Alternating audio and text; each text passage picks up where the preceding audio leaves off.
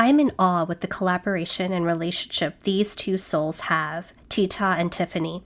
What a beautiful conversation about difficult conversations, the behind the scenes of collaborating and what it means to own your voice. Such power and magnificence in both of these women. Their devotion to deep integrity and honesty in the midst of hard chats is a reminder for us all to not shy away from real communication.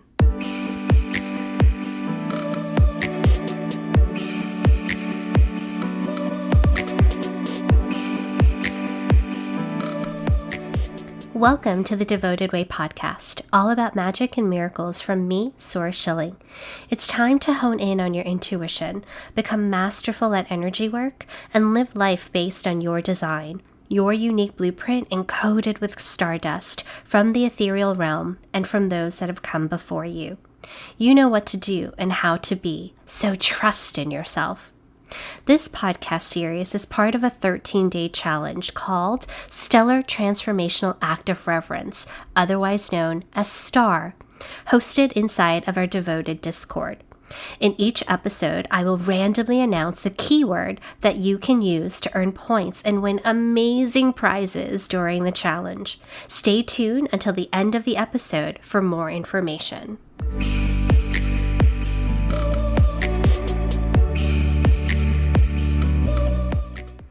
Tee-ta Walker, founder of Tee-ta Walker and Associates LLC, is a creative and analytical brand strategist.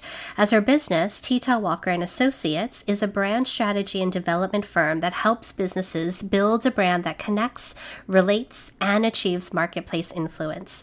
Tee-ta received her MBA in marketing, specializing in digital marketing, and has a huge passion for helping businesses or platforms communicate their purpose in a meaningful, effective, and inspiring way. Why?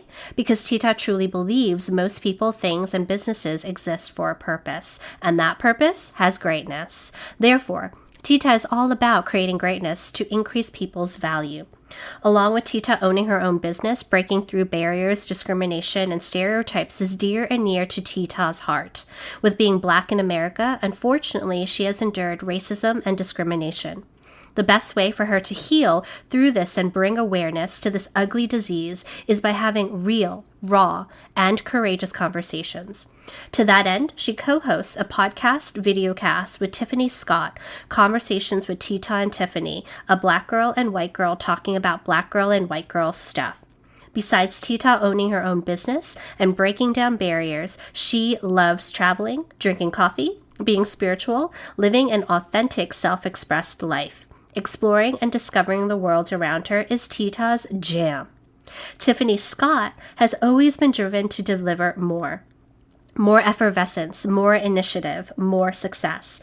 The Australian native honed her skills working as a brand and marketing director for powerhouse international brands, re-injecting life and vibrancy into a household name as iconic as Speedo.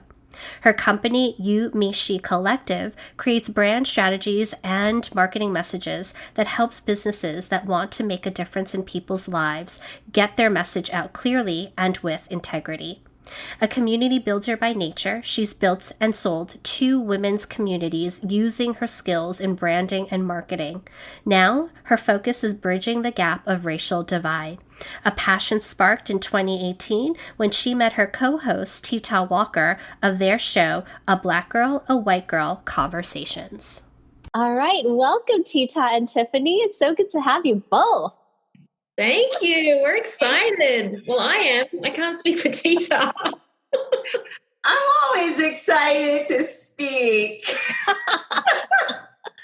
Well, with that being said, then let's dive into it because Tee-ta, you said that you always love to speak.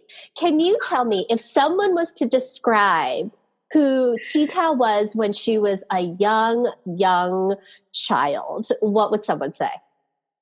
Okay, I was kind of teasing when I said I love to speak.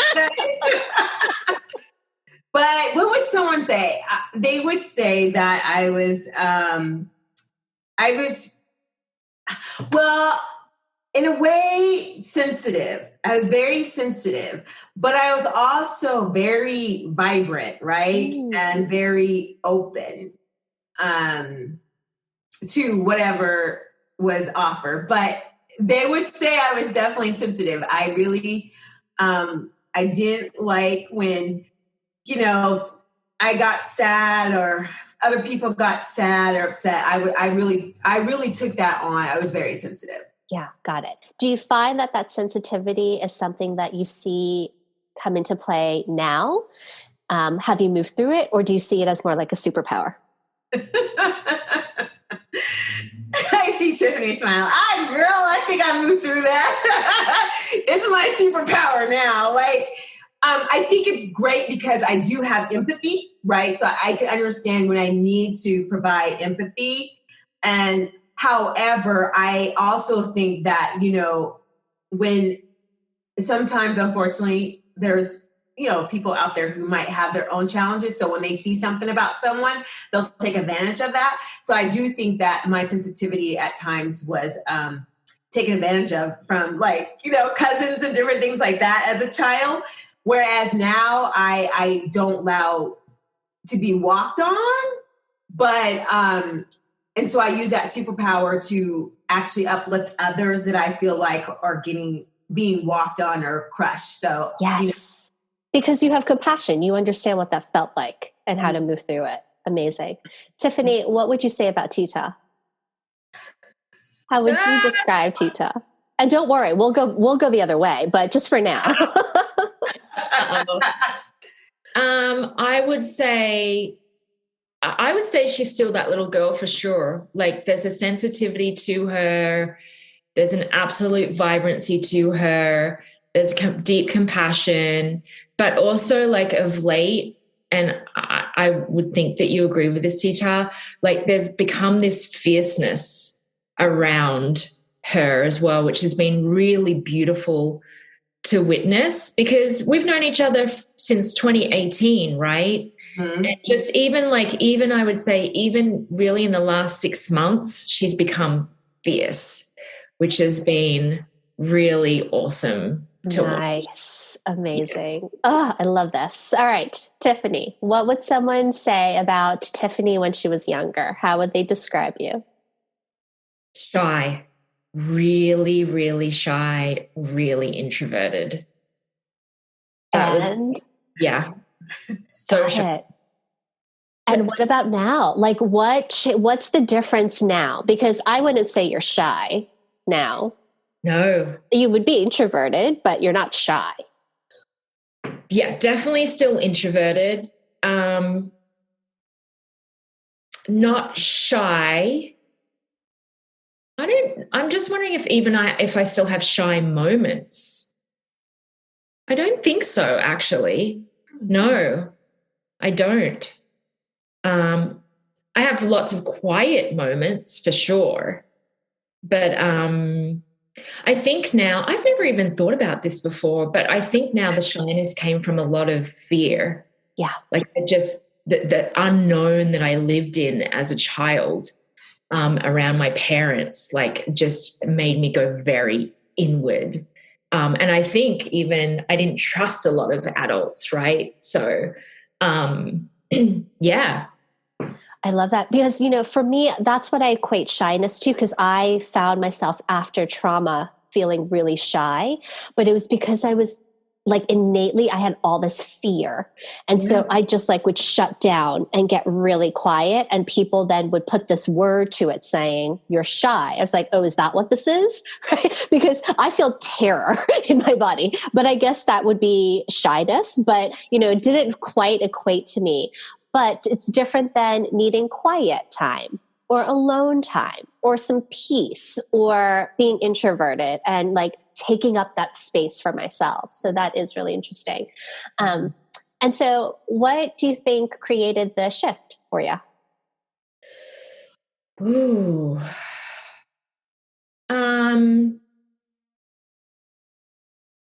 I think just the development of stepping more into my independence and realizing that I didn't need my parents so much, I guess. It didn't, of course it mattered and affected me, but it didn't matter what was going on with them. I could be me and find that out. And I did that honestly, like in a lot of rebellious ways, right? Like sneaking out of the house at midnight, going clubbing at 15, like, you know, kissing boys behind the back of the schoolyard. Like, I think that was really it, because as you know, like I was really severely bullied as a young girl too. So I think that really helped me step out of my shyness, because in those instances, there was a lot of retreating, but eventually there was a lot of fighting back, so to speak, as well. So from there, I found my voice, I guess.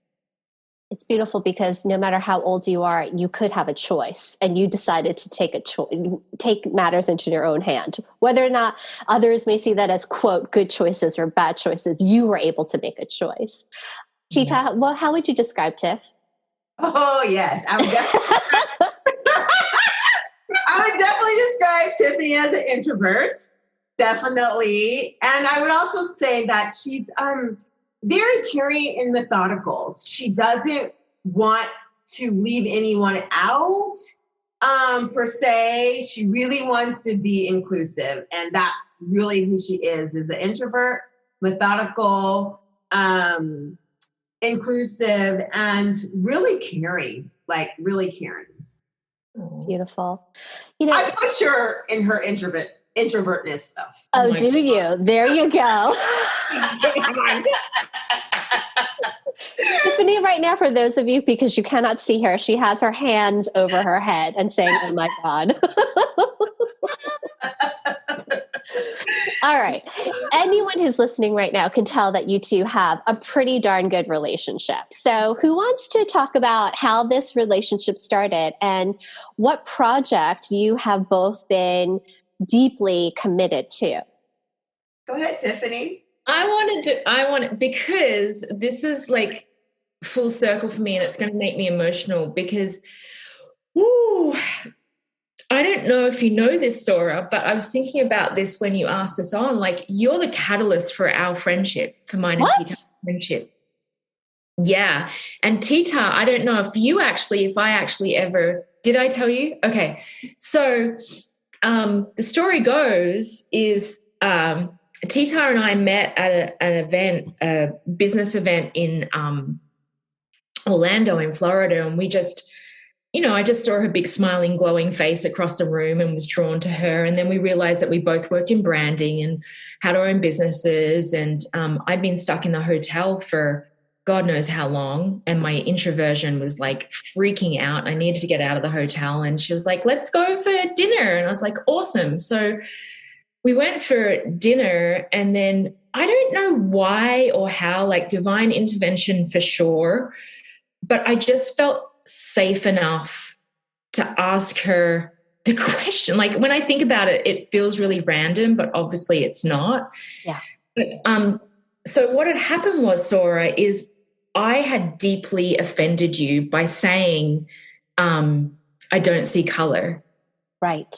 And I was really grappling with what that meant and what I'd said and how I'd upset you. And it happened, and you being you just like cleared the energy around it and moved on from it, right? And then of course created the space for me to do my own investigation and understanding around it. And I still don't know how it came up, but I said to Tee-ta, but Tee-ta had only known each other for really like 5 minutes. And I said to her,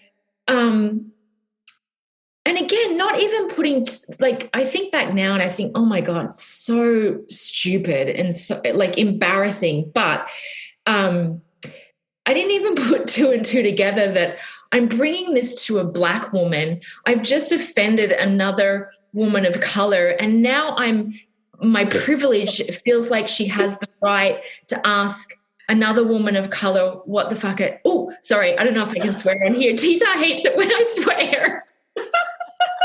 That's okay. I'll just make sure that it's explicit that there is language. Sorry. Bleep, bleep. What I'd done wrong. So I just said to her, I've really upset a really good, close friend of mine. And this is what happened. I basically told her that I don't see her as a woman of, I'm cringing as I say this out loud, but I don't see her as a woman of color. And Tee-ta's face just looked at me and went, oh my God. like if you could, she was just like, oh God. And I just looked at her and went, oh God.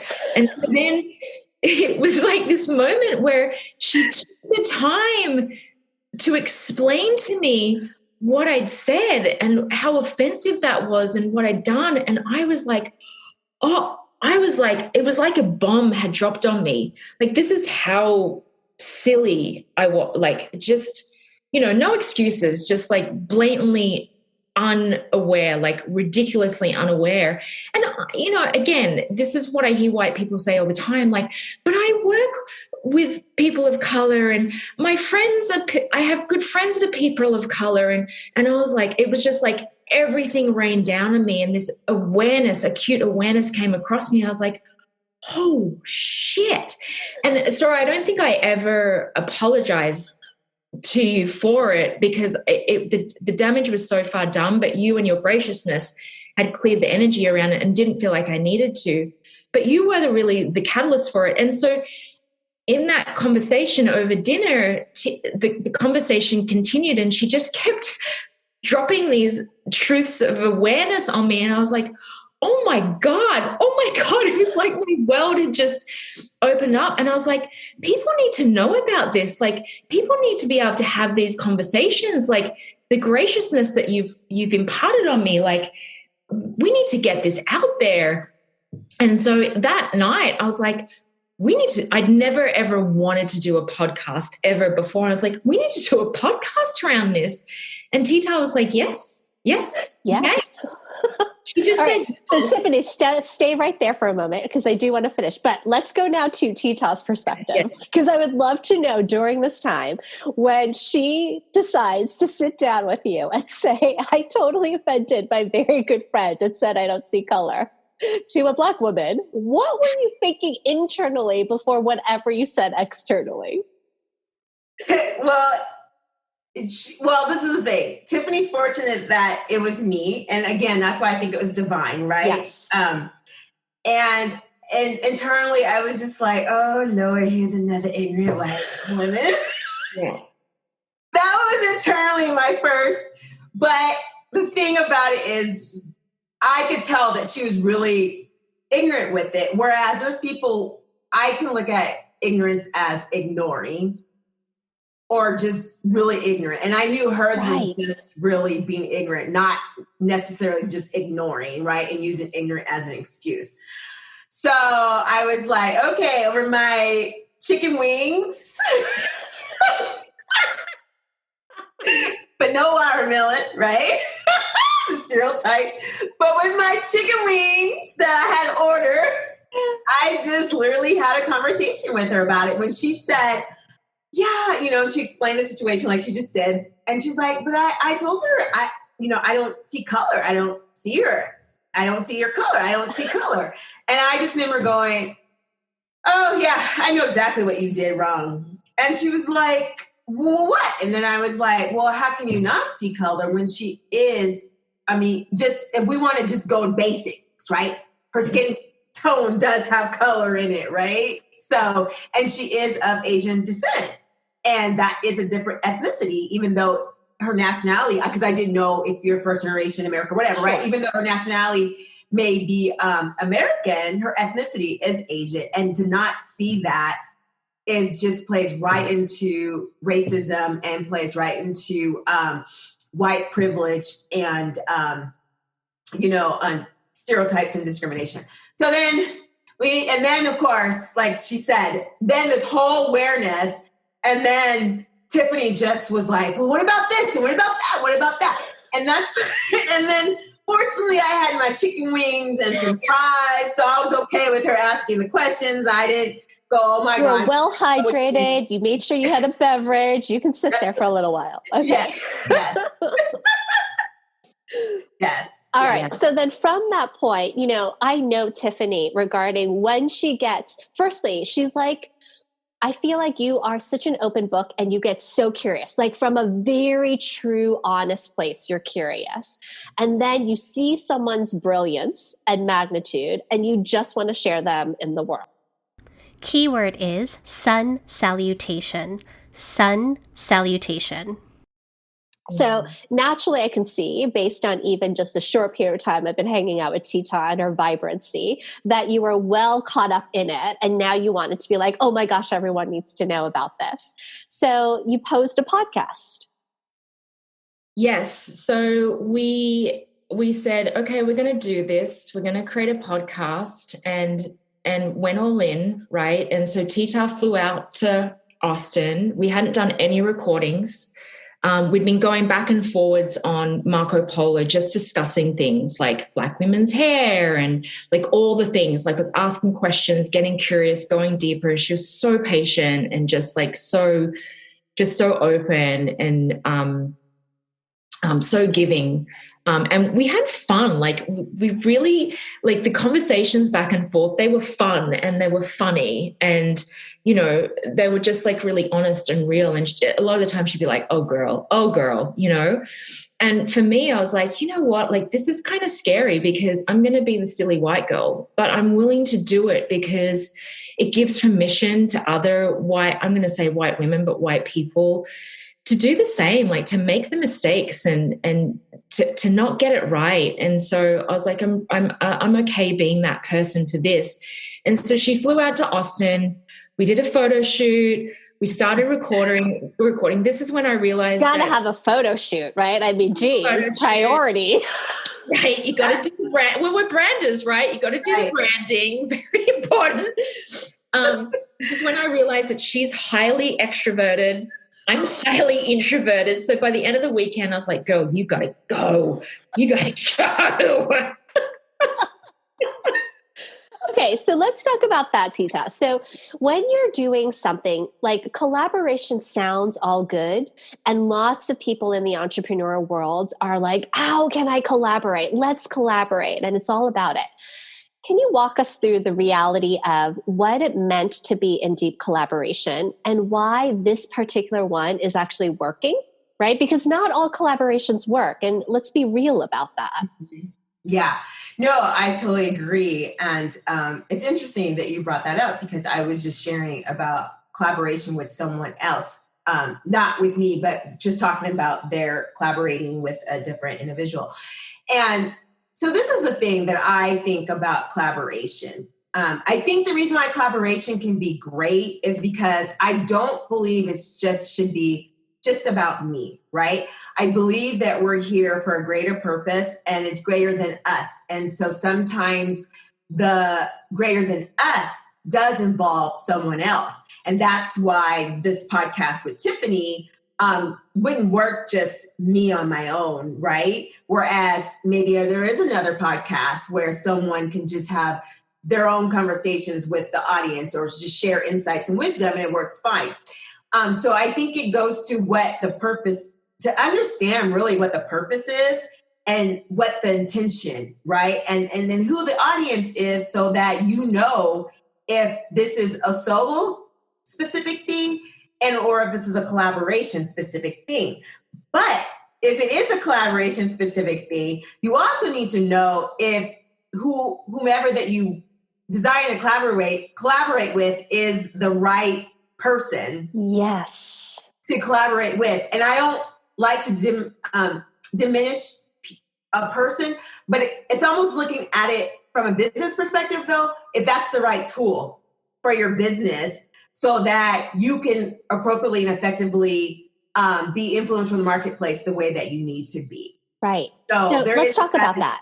So if you think about the strategy and you're breaking it down as tools, not that they're not human beings, but let's just simplify it in that way. Right. What makes you and Tiffany good tools that work together well? Wow. Yes. I think part of this, we did hit on it, extrovert and introvert, because I know that regardless of what it is, I can still be very vocal about it, even if it bothers me, like if the conversations get kind of challenging or deep. I feel like with my energy, I can just keep, moving through. And so the conversation can keep going. Whereas Tiffany, being an introvert and really being methodical in her approach, sometimes might have to like kind of take a step back and formulate in her mind, like, okay, Tee-ta can be just going, but I want to also get deeper for our audience to understand all this goodness that Tee-ta's going on. And so I think that's why we work really well. And then Tiffany does really good with facilitating, with understanding also where the conversation needs to go. Because, when I'm on a roll and I'm on Tee-ta moment, I'll just railroad, okay? I'll just go. So that's where I need her to bring me back in. So I think that's why we work really well. And then, and then I'm not afraid to speak and to say, because I really feel like it's right. And so I think that's why I also work well with Tiffany, because of me being courageous in some of these conversations that we're having around racism and stereotypes and and so forth. What great synergy between the two of you in that way, right? And there's just this natural, without being able to necessarily use your words to verbalize it, there is a connection between the two of you. Right. And so maybe at some point you'll be able to share that in a verbal sense, but you can feel it. You can feel that there's this really nice enmeshment, yet also individuality between the two of you. Yeah. Yeah. Tiff, do you have anything you wanted to add to that? Yeah, I think, I mean, collaboration's not easy. No. You ultimately, you're in a partnership, you're in a relationship with someone. And so it's kind of like a marriage. You've really got to work through and you're getting to know each other. You're getting to know each other's triggers. You're getting to know each other's assets and skills and talents, and how to like cultivate those, and also what each other's weaknesses are. And sometimes you got to fill each other's gaps. And Tee-ta and I, we butt heads. Like, it's not all roses, but I think we're really good at like listening to one another. And because of the kind of things that we talk about, it's really important for both of us that we see each other. And so even if we've done something that's like triggered each other, hit each other off, we can come back and talk about it and say, well, this is how I feel, this is what happened, and then move on from it and not keep it there. And I think that comes from many different things, right? That comes from life experience, that comes from being intentional, that comes from sisterhood, that comes from lots of different things. And,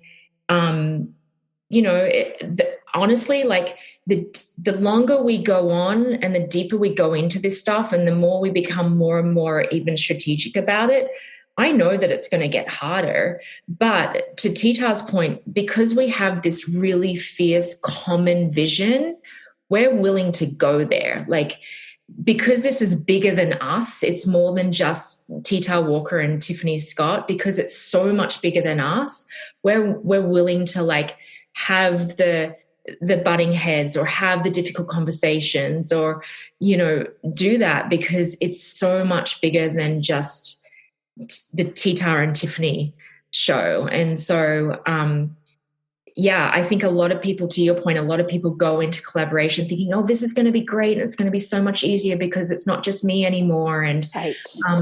And particularly for women, I think we're learning how to do it, like we're relearning, we're unlearning, we're undoing, we're reconfiguring, like we're learning how to like really collaborate. And I think it's important as women that are collaborating that we're really honest and share what the challenges are and what that means. Like, Sora, you and I have collaborated. We had a beautiful collaboration and then it came to a completion. But now we collaborate in other ways and in different ways. And I really do believe that we're going to come back and collaborate again. But I also believe it's because of who you and I are as women, and what we know and the work that we've done and the healing that we've done, that we've been able to, do those things. And it takes work and it takes self-awareness. It's like any relationship that you want to nurture and grow. You've got to take all of it, the good, the not so good, the pretty stuff and the not pretty stuff. So, yeah. So I'm battling between two questions that I really want to ask and kind of want to ask simultaneously, but I can't. So I'm going to pick one and go with it. But so, I find that within our lives, we have these amazing experiences, amazing not meaning that they're perfect and beautiful, but that there's a depth to that. And sometimes it is incredibly heartbreaking or powerfully transformative in some way. And it shifts your perspective. And then you have a bigger vision, a bigger why as to why you're here as a human. And I'm wondering for each of you, what one of those moments what was one of those moments that literally changed your entire life and perspective as to the path that you were heading? Either one of you can go first. Well, I know mine exactly. Okay. It was August 21st, 2018. Ooh. Is when my ex-husband said that we're getting divorced. Mm. That was I can't even describe it because that was the shift in my life. But back then, right, almost then 3 years ago, I didn't know exactly what that transformation or transition was going to look like.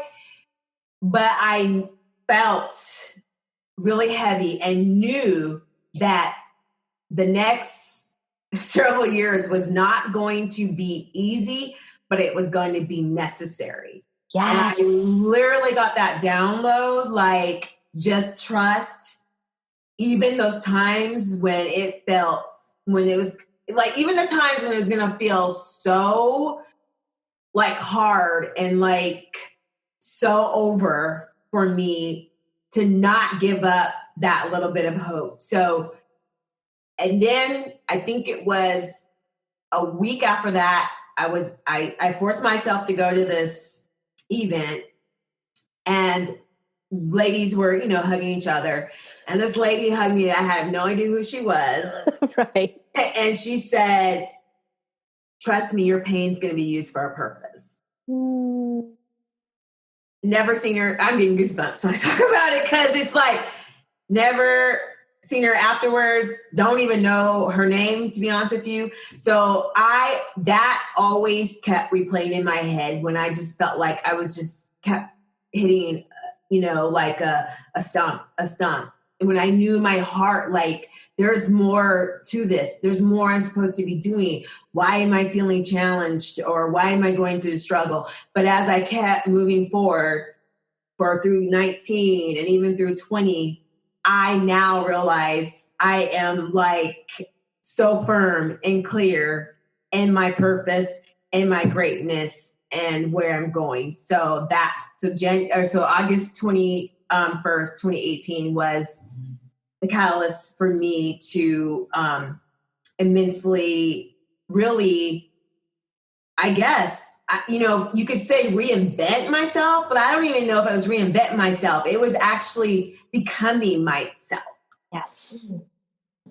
Mm. It's not easy, but it's necessary. I think that needs to be placed on everyone's arm, because I do feel that we forget that life isn't always easy. Most of the time, it's not easy, but there are lessons that are necessary. And that what you said was you trusted, you had a little bit of hope in the midst of all of the emotions and the reality of your life.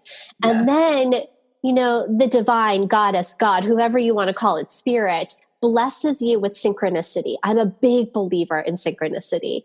And this divine being of this woman came to you with a hug and told you exactly what you needed to hear in order for you to go on for the next couple of years. That's amazing.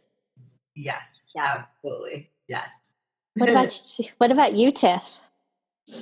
So mine's kind of a two-part or an evolution. So I'd been searching and asking spirit, like, what's my purpose here? Why am I here? What's the difference I'm meant to make? And deeply sitting with that. And this was back in 2015, my first year in LA, lost my job, was in like this place of like deep unknown, knew that I didn't want to go back to Australia, knew I didn't really want to go back to corporate, but didn't know what I was meant to focus on, what I was meant to do. And so I went for a run, and running's very meditative for me. I wish it was meditative for me. Keep going. And I got a download. Like, it was nothing more than, like, honestly, just like a divine download. And it's still my vision today. My vision is that all women are united in love, support, and celebration. It was that simple. Well, it's not that simple. Right? And so the evolution of that was I started a business that was women focused. It was supporting women really step into and owning their message. They could create a brand, because my background was in branding and marketing. That made the most sense. And of course, when you're, I guess, clear enough on what your vision is and what really makes your heart sing and what your soul's desire is, the business was really just like a stepping stone, right? And so from that business, I very magically created this amazing community in LA, where every month women would come together and we would support one another. And I was just creating circle without even knowing really what circle was. And then of course I went to Bali, I met Sora, and I was like, oh, this is circle. This is sisterhood, right? And then became more intentional about it, and then formed the Sister Supper Club, which was just incredible, where I was bringing women together in women's homes and circling and those sorts of things. And then I met Tee-ta. I like how she says that. Right? I know, it's like, wait, what does that mean? It's like, full stop, period. Like, done.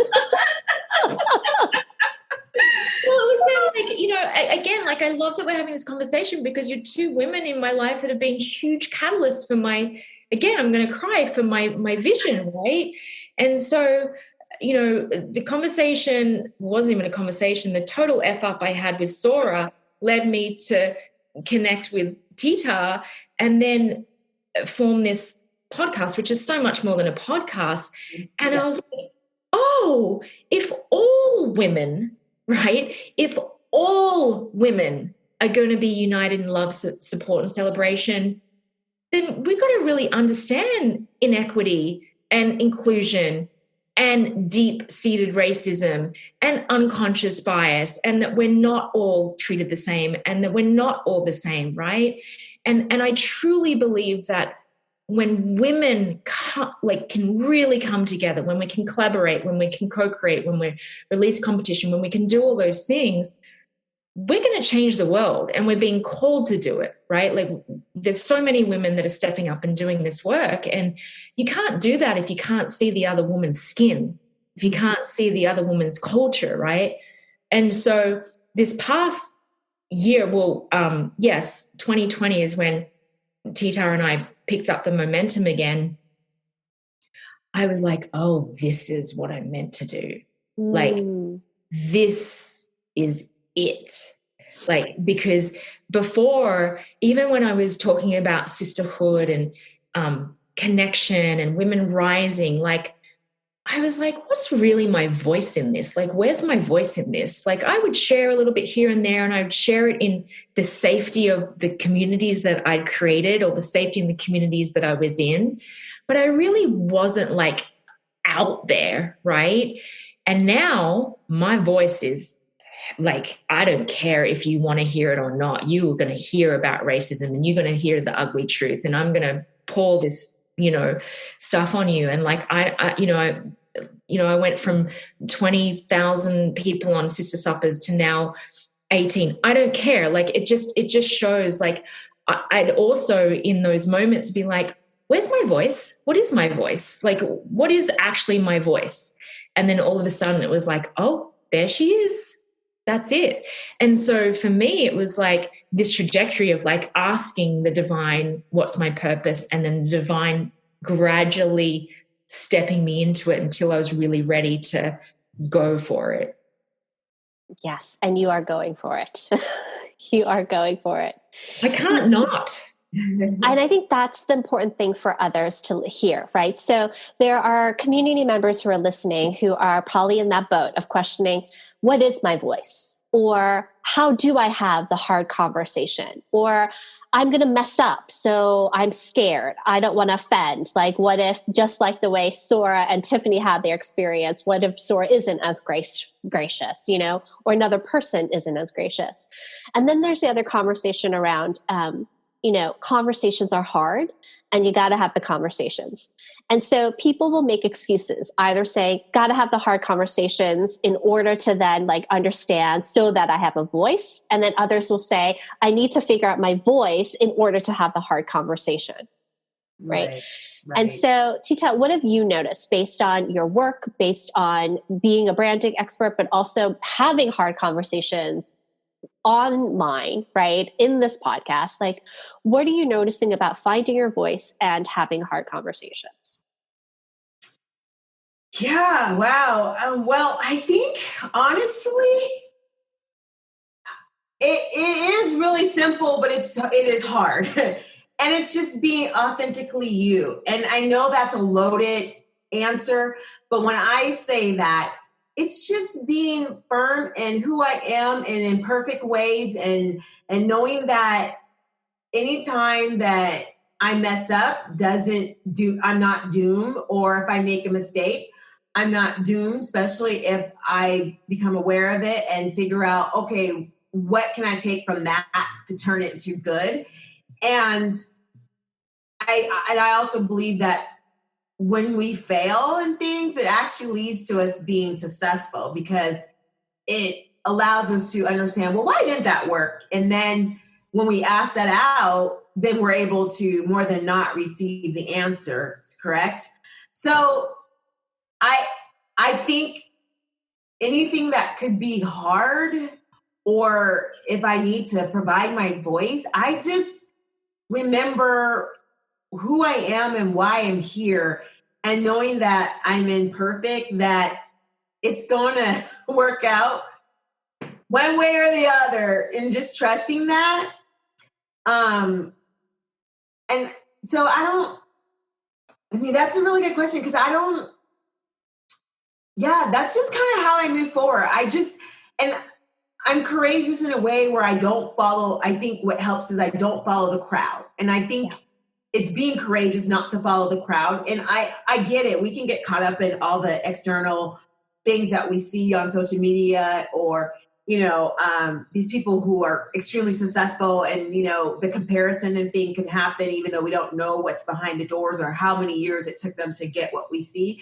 So I think for me, I think where the hard part, okay, if we want to say how to show up in our voice, what's the hard part behind it, is realizing that you are truly here to be you, and not to compare and contrast, to be inspired. Like, we can be inspired by other people, but to really know where you fit, and to remember that you're here for a bigger cause.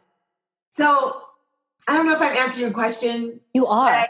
But I feel like it's really just paying attention why you're here, not running from that, radically accepting certain things, because I've had to radically accept certain things that were part of my life and experience that I couldn't run away from, but I know where it's at. Like in the basement, it doesn't come to the first floor, the second and third floor of me. And when that quote unquote monster tries to come up, I'm able to be like, oh, I know what you're about. I know why this is trigger. You can go back down, because yes, you're part of my experience, but you're not of it now. Right. So just accept that too. And I think that the hard things is really internal. I think that's what it is. You got to work through internal things with yourself That's the hardest piece. And once you can work through that, reconcile that, not run away from things, radically accept things, but knowing that it doesn't mean that it's your destiny, but it's there to help you figure out how to keep moving forward, then your voice is going to show up the way it needs to. And knowing that not everybody's going to agree with it, and that's okay, because you're not for everybody. But the people that you are touching, trust and believe you are being influential and make an impact to them. Absolutely. I don't know. I hope that answered. It did. It answered so many different layers. Don't you worry. I got you. I followed the whole thing. And, the part of it that I think that a lot of people know from the headspace, but aren't actually understanding or really healing. So you were talking about, you got to need to like heal some things and find some resolution, is the idea of failure. Because I think everything is caught up in that. So when there's this fear of failure, or that you would be seen as a failure, or you failed in something, especially in this society, that's not okay. And that's what provides perfectionism, the fear of actually doing something wrong, like not like staying in the comfort of your own self and bypassing everything else that's happening around you. It's all because people aren't realizing that failure is a gift and should be embraced over and over again. Because you're right, it creates success, it creates resilience, it creates yourself being resourceful, right? Innovative, all of the things. And by being in communion with failure, all of a sudden your entire world shifts, and then you could have the conversations. You can try your voice. You can do all of these things and give yourself permission. Yeah. And have great quotes. I want to say this. If we try to be perfect, then there's no room to be great. There you go. There you go. Another quotable. Tiffany, do you have anything to add to that? I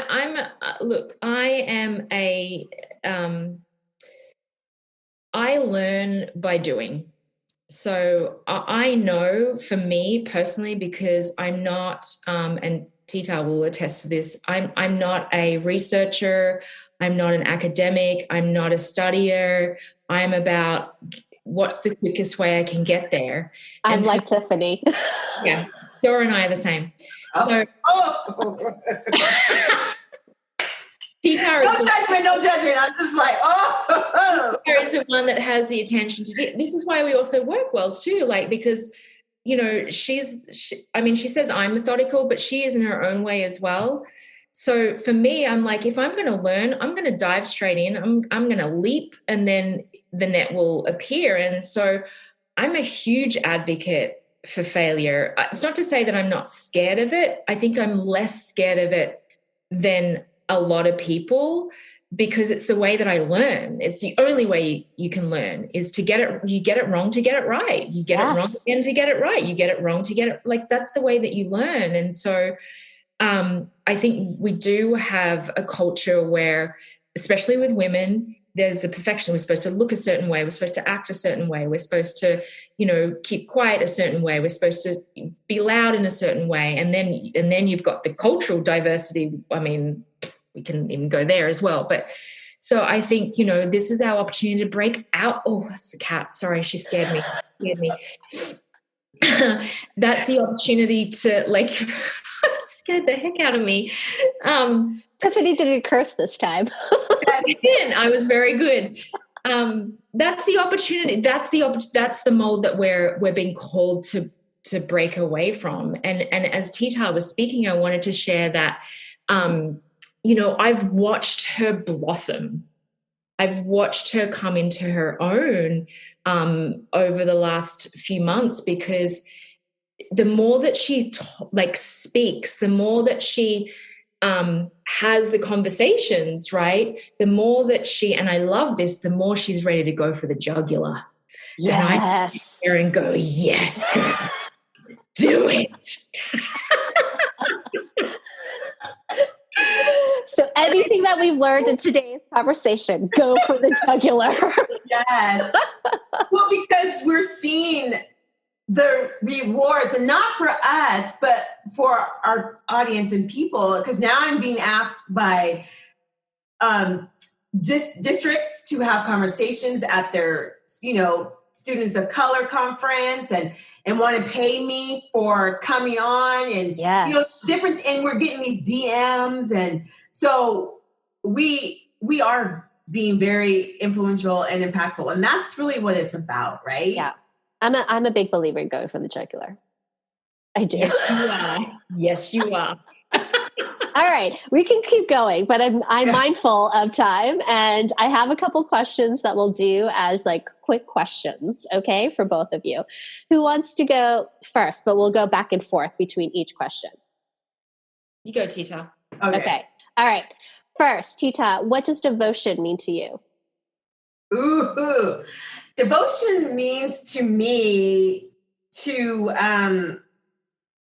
it's just to keep seeking wisdom.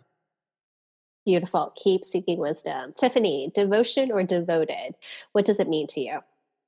Going really, really deep, no matter how uncomfortable it is. Nice. Who is someone that you admire that has been a mentor, a friend, or someone in your life that's created great impact that you would love to just kind of send love to, Tee-ta? Wow. I have a lot, but I will have to go back to second grade. Mrs. Wilson. Just to give a quick. Yes. I was, by that point, I moved from an all Black type of neighborhood to an all white neighborhood. Oh, I know how that felt.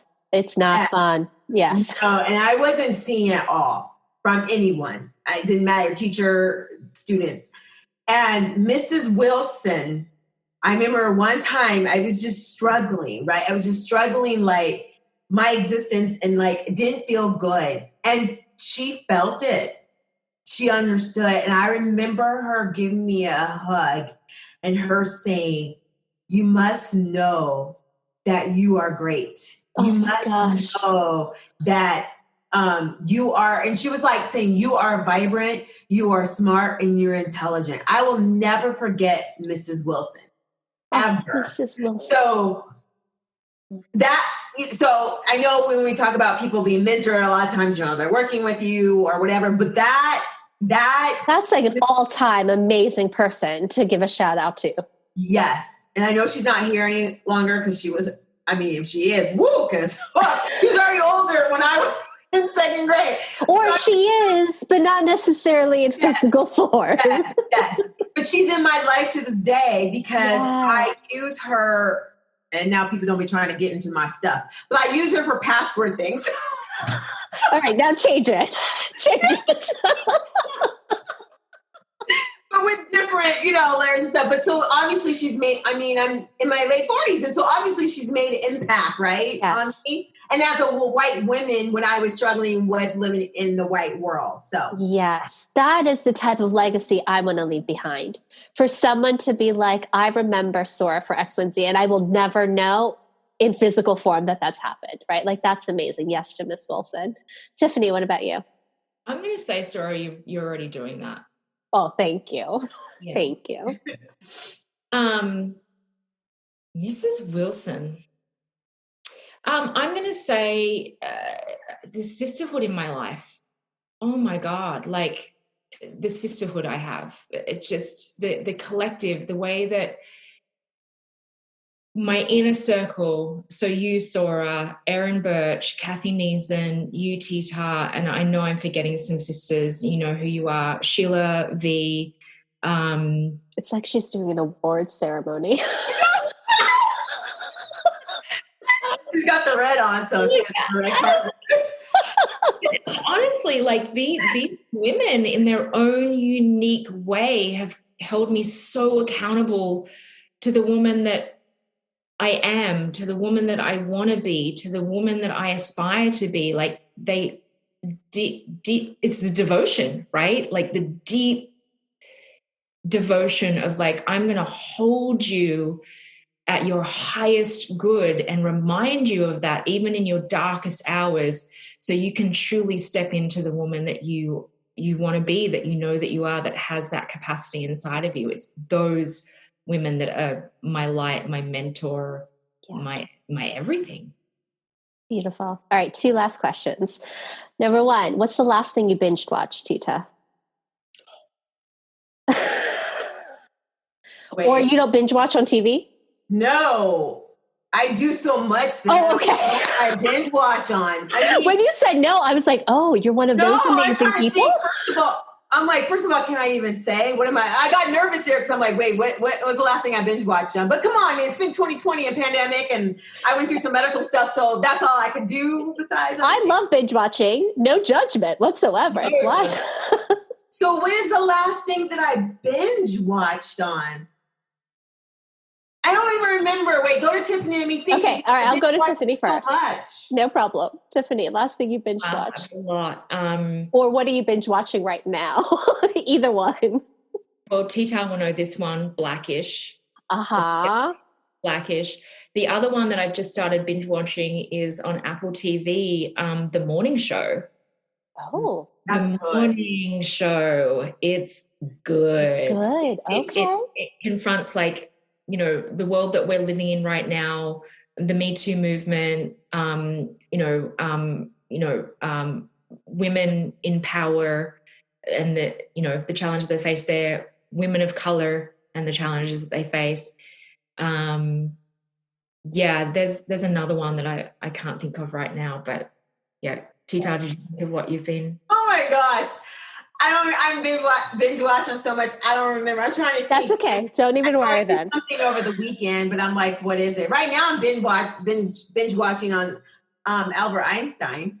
Oh, there you go. Yeah. We're both also binge watching, like in Black History Month, we were binge watching all the Black movies. Right. Like The movies lately, yes. Yeah, the movies have definitely been kind of like a thing for me too. But I'm a little bit of a late bloomer with what I binge watch because I like to wait until everyone's already been like, oh my gosh, and then I watch later. So I binge watched Bridgerton, and then I had to start binge watching The Crown because of Oprah Super Soul Sunday. And in the midst of that, I needed something in the midst of what's been happening with Asian Americans. I needed something uplifting. So because of Bridgerton, I had to start. I read it already, but I'm listening now to the Audible of Shonda Rhimes' Year of Yes. Oh. So just make me be like, oh my God, there's like big good things that could happen, you know? I could do the scary things. And so, Okay. So last question. Bridgerton. Yes. Uh-huh. Episode 6, 7, and 8. That's all I'm going to say. Oh, because I watched up to 5. And then I hadn't finished. And so I just recently, I guess, did finish 6, 7, and 8. And all I could say is 6, 7, and 8. 6, 7, and 8. Oh, another one. Insecure. It's so good on Hulu. Oh, yeah. I don't know that one. Wait, Lisa Ray? No. Yeah, Lisa Ray. Lisa Ray? Okay. She directs it. She acts in it. She's brilliant. Ooh, nice. Okay, got it. All right. So last important question. Where can people find each of you, and where can they find your podcast? Tee-ta. Okay, well, our podcast, you can find us at blackgirlwhiteGirlConversations.com. And if you go to our website, you'll get to our YouTube channel and you'll get to our podcast. Or if you want to see a lot of different great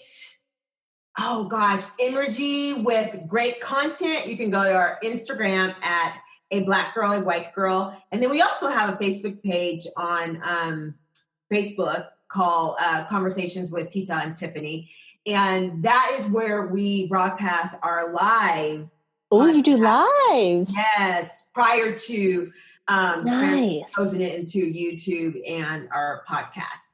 Individually, honestly, just put in Tee-ta Walker, TEE-ta Walker, and fortunately, yes, you'll find all my greatness. So that's the easiest way. Perfect. And Tiffany? Same, all of that. Just find me at A Black Girl, A White Girl. Perfect. Sounds great. You put my name in, since Tiffany and I are connected a lot of things, you'll find Tiffany. I mean, because Tee-ta's so fab, and she's already now all over the airwaves. All you need to find is Tee-ta Walker. Yeah, just go there and I'll be there by the side. Excellent. Well, it was wonderful speaking to both of you. Thank you so much. Thank you. Lovely. Thank you for having me.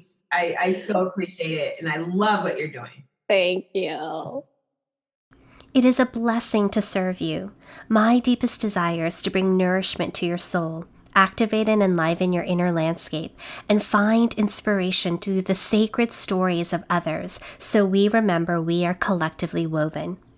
If you're currently playing with us in our devoted Discord, remember to submit the keyword and complete the other moves to earn points and win amazing prizes. If you're not playing yet, visit devotedway.com/star, STAR, to sign up. If you would like to listen to more Devoted Way podcast episodes, watch Devoted TV, or read about mysticism, spiritual devotion, magic and intuition, or creating a prosperous new world, I invite you to enter our virtual temple home at devotedway.com. As I continue to serve, may I humbly ask for a sacred exchange. I would so appreciate it if you would write a love note, otherwise known as a review. Share the episode with your friends and community members, and engage with me on Instagram. Stay sacred and discover your path and join the Devoted Way. May magic and miracles occur in your life every day as you co-create a prosperous new world with the Great Mother. Until next time, this is Sora Schilling.